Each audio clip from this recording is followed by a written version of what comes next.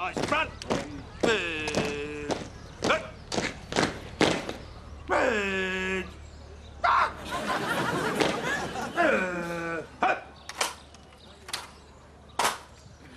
Ta-da. Hey.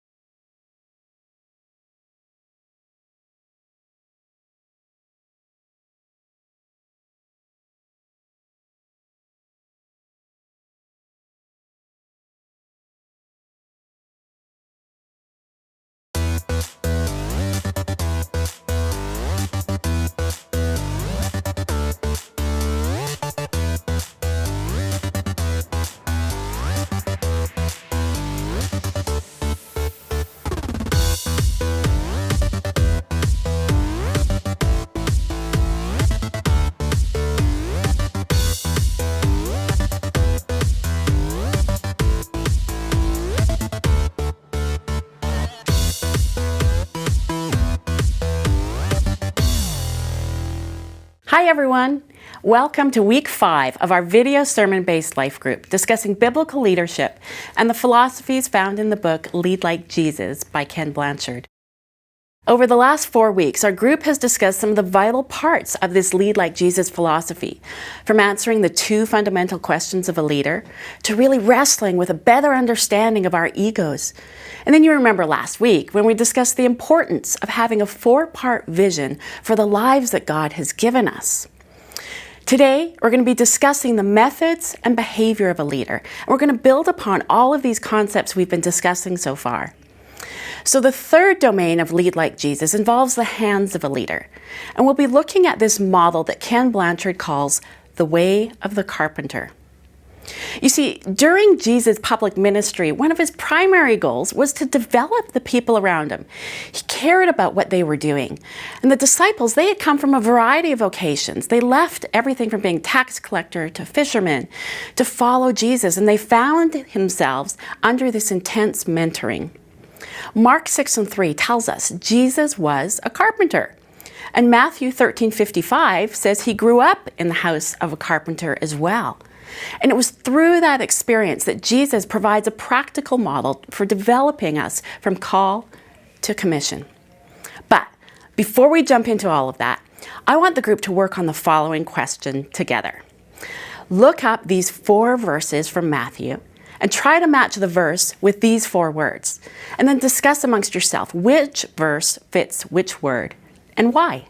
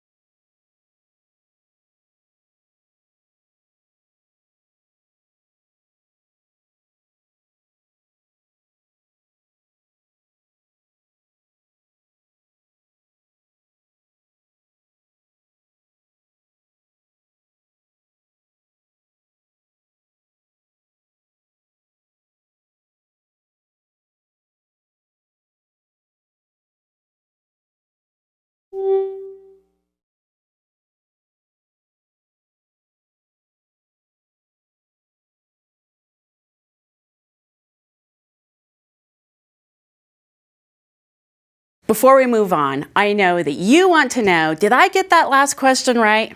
So here's the order that the verses and scriptures should be in. The description of novice, that goes with Matthew 4, 18 to 22. The apprentice, that's Matthew 17, 15 to 20. Journeyman is the passage in Matthew 14, and then the master, the description of that, that's Matthew 28. So now that we've looked at that and have the biblical understanding, let's go over and further dig into each of these learning stages so that we can understand the way of the carpenter. So as you take a look at this graphic, you see there's two different sections in the way of the carpenter. The first are the learning stages that we just were introduced to in the last questions. And the second one tells us what the leader needs to do in each of those stages in order to help this person move along the stages of development. So let's take a look. The first stage is a novice. So this is someone who is just a beginner. They're just starting out. And a leader then has to provide all the basic information. Who, what, where, when, why. Because once a novice understands those, then they can move on to becoming an apprentice. The apprentice. So that's someone who already has those basics down, and now they're in training. So a leader has to give them clear instruction, has to give them a chance to practice, opportunities to do that, and then evaluate, hey, how are they doing in it? So the third stage is the journeyman. So this person already has the foundations down, they've been able to practice, now they have to be able to work on their own. So a leader can develop a journeyman by mentoring them through assignments and sharing encouragement through different tasks because they're continuing on this process to get to master. The master, they've got the basics down. They practiced, they've worked on their own, and now they can teach others. And a leader still has opportunity to empower this person. They can commission them through affirmation and autonomy. So just as Jesus gave a clear understanding of this journey from dependence to independence, God gives each of us the opportunity to follow and lead others the same way. So before we go any further, let's stop and take a moment to discuss this question in our group. After looking at this model of the way of the carpenter, what opportunities do you see to apply it to different areas of your own life?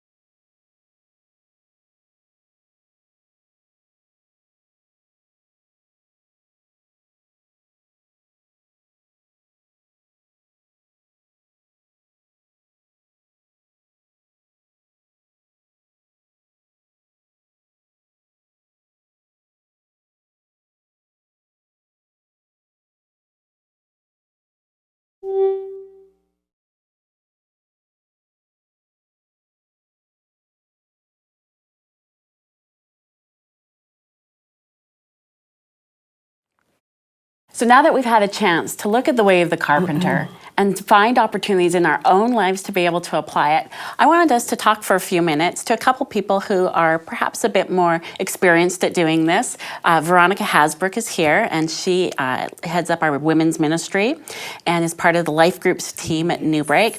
And Chris Auger has really been helping us implement this the Lead Like Jesus model through our leadership. So thanks for being here. Good to be here. I was wondering if maybe you could talk for a couple minutes, Chris, about how it is that implementing the Way of the Carpenter model, how you do that in your own day-to-day life. I think what's been really fun with the whole experience is that I've been able to really centralize my leadership. I used to be a different leader at work. I was a different leader at home. Now I've really been able to just kind of hone that into an area where I can kind of look at myself first and then be able to see where I'm at on certain subjects, because we're not all as smart as all of us. So the idea there is that I can actually look at something, figure out where I'm at with it, and then I can actually come alongside somebody. If they're a novice, I'll be more directive in nature. If they're farther along, I'll actually coach them. If they're even farther along and they've almost got it wired or mastered, then I'll be more of a mentor to them, kind of standing back and then waiting for them to kind of get themselves into a little bit of trouble, but then being able to kind of mentor them through that. And if they're a master teacher and I know they've got it wired, then I'll just be able to give them the task and then concentrate on those that really need my help. So it's been a lot of fun, both in my family with my wife and daughter, as well as at work in the Navy doing leadership development for the SEALs. And that's one of the things I really like about this model, is that it allows you to apply it in all sorts of different scenarios. So you don't have to be a different leader at home than you are at work. Are you finding that to be true as well? Absolutely. I mean, I used to lump my kids into kids, and with the leaders, it's the leaders, and it was like one tool fixes everything. And so now my eyes have been open to kind of see them as individuals and what their needs are. But what has been really impactful for me has been that I see myself a little bit differently, where I was leading out of fear of my own performance, and was I getting it all in, that everything that they needed to know like right away, instead of giving them a time to kind of take it in a little bit and kind of move to the next step. So it's really helped me to kind of stop leading out of fear and leading out of confidence as I get to know them and walk with them through this journey of wherever it is that they're headed. I think what she said there is really key, is it is about the journey. So often I was so concerned about being in the moment, task-oriented, accomplishing the task, getting it done, that I was less concerned with the relational aspect of this. And leading like Jesus, it very much is relational, especially when you move into the novice and the apprentice areas. It's really, really relational, and people respond to that. There's a care factor that gets conveyed. They understand you care. They then open up. Then when you're in trouble or you're having something as a leader that you're new at, so you're now the novice, and they may be the expert, or they may be the apprentice or the journeyman, they can then pour into you. And it builds a level of trust and a level of permission to be able to have that back and forth in a very healthy way. Yeah. So that's what I really like. And I agree with you on that a lot, because when you're not fearful, and we do have this interchange of ideas with the journeyman and the master, everybody learns. And there's just this building and unity that happens at that level that was not happening before, because it was for us, are I building somebody who's going to take my job? When actually, that's what we want to do. We want to teach them and help them grow so that they could do what we do. Well, and then just being so focused on the journey, it gives so many opportunities for growth and development all along the way. Instead of, like you were saying, simply looking at this end goal and getting people there, and then, your pride and fear get in the way and kind of hijack the whole process anyways. So, Veronica, I know that you're really involved in the coaching and developing teams at New Break. So how has that made a difference for you? You've talked a little bit of your own perspective. What are you seeing in terms of how it's affecting the teams? Yeah, it's been really exciting to see the teams grow, because now I'm looking at where their gift sets are and helping them in their gift sets of knowing where they are on that, the way of the carpenter. Are they already a journeyman in some areas and maybe a novice in other areas? Because we're not a master at everything that we do. So helping them find those areas where they need growth and meeting with them, building the relationship to be able to move them along and give the necessary coaching or more how-tos, or just kind of standing back and watching them and giving them the thumbs up when they're doing a really good job helps to build confidence in them. And so it's amazing to watch them just grow in that sort of arena. Veronica, what you said there is key, is that level of awareness of who's working for you and who's working with you. It definitely becomes more of a with you. Your awareness of them then allows you to use them, and it allows you to put them in a position to be so much more than they could have been if you were just so task-oriented. Yeah. So that level of awareness it not only plays out with who you're leading, but it also plays out within yourself. So then you start to become more and more aware, and it just becomes easier and easier to actually bridge that gap and have that relational experience that then really truly discovers what's possible. Otherwise, you're more or less just on a journey answering tasks, but you're never really expanding what could be. And that totally makes sense. I'm wondering though, we can look at the journey and the process, and there are so many positive things as we're implementing that and seeing the growth potential, both in ourselves and the people that we're leading. Are you getting any sort of, I don't know, maybe pushback from people sometimes if they think, for example, I'm not a novice, I've been doing this a long time, or is there any sort of resistance to those sorts of characterizations, or do you find that people are kind of receiving it pretty well and excited to be in the growth journey? I think what's interesting is that as I've been coaching a lot of the staff, there's a very real realization that most leaders have not been taught how to be leaders. They've been put in charge, they did OJT, they tried to figure it out along the way, stumbling along the way, hurting a lot of people in the process, maybe even hurting themselves, and impacting their ability to influence and develop others. Initially, some of the folks thought it might be a little squishy, this isn't real leadership, how can you call servant leadership? Servant and leadership in the same sentence doesn't work. But after modeling it for them and coaching them through some of it, and then them basically taking it for a test ride, and then all of a sudden they start to feel that they're actually leading everybody, not just the folks that think like them. So then they become more effective, they become more efficient, they become more capable, and believe it or not, they can actually get a lot more done because they're literally removing barriers and obstacles for those that they lead, and then they're letting the horses run. They're letting their people go out and do. And that's what's really, really powerful. So initially there might have been a little bit, but after modeling it a little bit for them and then seeing them model it for each other and the impact it was having on the group as a whole, it was pretty powerful.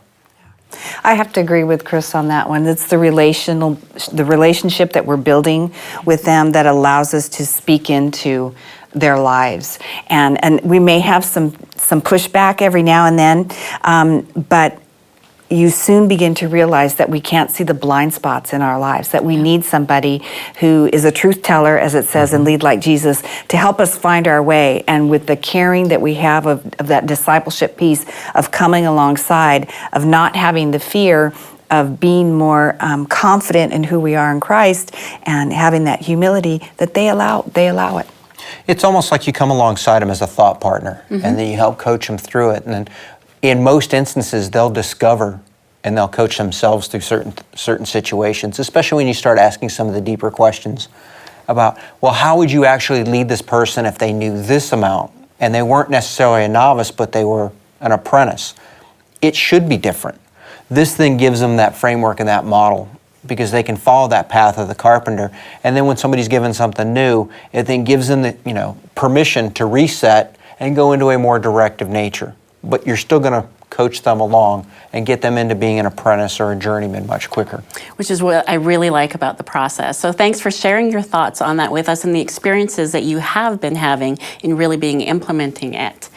So for us now, as we've heard about the way that we can really be working this into our teams and have had an idea to think about the way of the carpenter, here's what I'd like you to do with your group. Discuss the question of what has gotten in your way of either developing others or being developed yourself. And where is it that you've got room to work the way of the carpenter into your own personal development or into the people that you're developing? So discuss that in your group.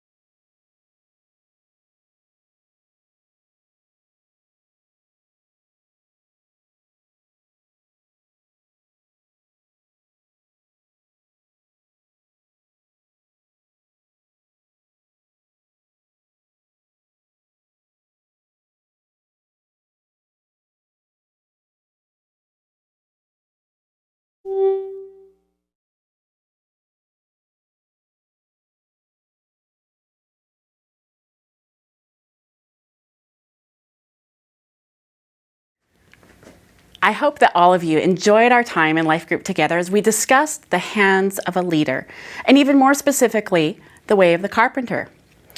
My prayer is that as a group, we're starting to see how all of these concepts in the Lead Like Jesus model go together, and that you're finding ways to continue to apply them in your own life.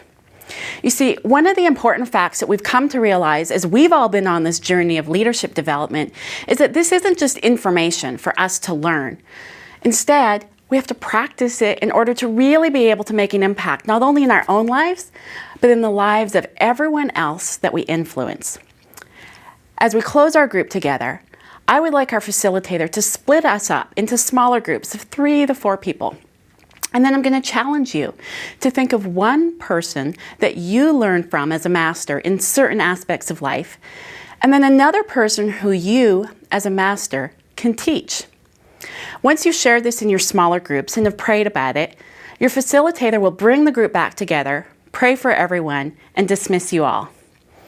As you're learning how to apply all of this, I want you to see it's going to take sacrifice and commitment over a period of time in order to really see results. But I want you to hang in there because it is absolutely worth it. I hope all of you have a great week sharing the story that God has given you with others. And we will see you back next week.